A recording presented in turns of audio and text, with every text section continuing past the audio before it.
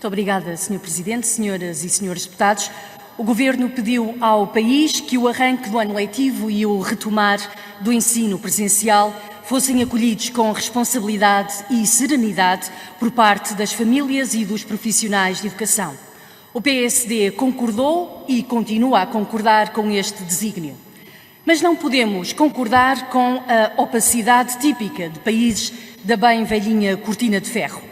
Não embarcamos na maré dos negacionistas, laxistas ou egoístas para lidar com a extrema dificuldade na gestão de situação pandémica em contexto escolar.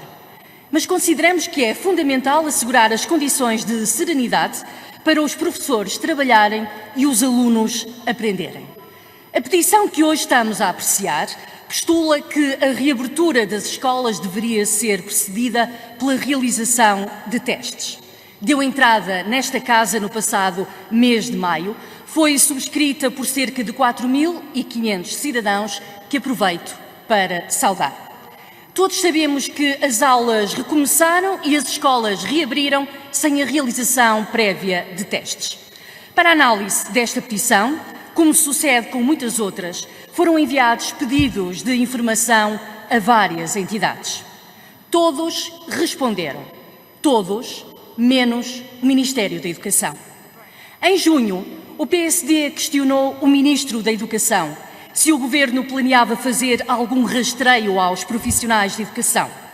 Claro que, sem surpresa, não houve resposta. A opacidade da informação é tanta que até os relatórios de situação da DGS deixaram de conter informação desagregada por Conselho relativamente aos casos confirmados de Covid. A este propósito, em novembro, o PSD questionou o Ministério da Saúde.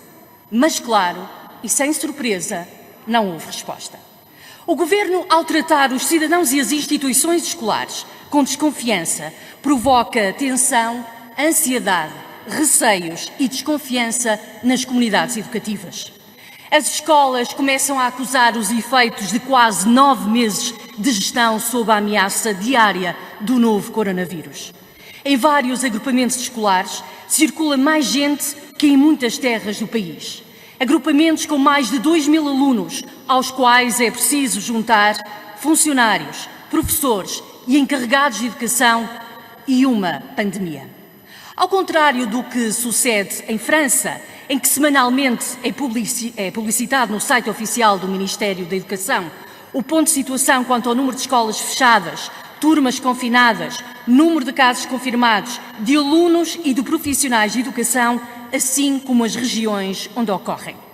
Mas não precisamos de sair de Portugal para encontrar uma boa prática nesta matéria. Olhamos para o Governo Regional da Madeira, que através da Direção Regional de Saúde atualiza diariamente a informação sobre a situação epidemiológica da Covid-19, com os casos confirmados em contexto escolar, por escalão etário e a área de influência das escolas. O Ministério da Educação criou uma plataforma para os diretores reportarem casos de infecção ou de quarentena.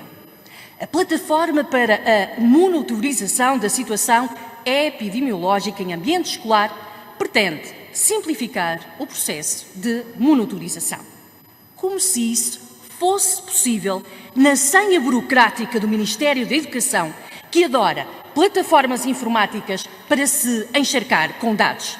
São 42 que, bem espremidas, não produzem informação pertinente, tantas vezes duplicada, para depois ser devolvida às escolas e às suas comunidades educativas. E, neste caso, não cuida de dar confiança a quem suporta o sistema educativo e daqueles que são a razão da sua existência. Não é possível avaliar a situação atual das escolas e perceber a sua evolução, compará-la com os indicadores nacionais dos contágios, medir a eficácia dos protocolos sanitários em vigor nas escolas e, por fim, proceder aos ajustes necessários, quer sejam sanitários ou educativos. E, claro, não se podem escrutinar as opções tomadas. Como este Governo faz propaganda com tudo e nada informa sobre a Covid na escola, podemos deduzir que a omissão de informação significa que o preconizado na Estratégia Nacional de Testes para SARS-CoV-2 não chegou às escolas. Os computadores não chegaram às escolas, os tais que iriam ser entregues nas mãos dos alunos no primeiro dia de aulas. Que os alunos de risco, na maior parte das situações, não dispõem das condições suficientes para acompanharem as aulas e que os professores com doença de risco estão impedidos de trabalhar em segurança, constituindo uma enorme perda de recursos. E vou terminar, Sr. Presidente... Obrigado, tenho que concluir. Sim, vou terminar só citando Camões. Casos, opiniões, natura e uso fazem que nos pareça desta vida que não há nela mais que o que parece. Muito obrigada.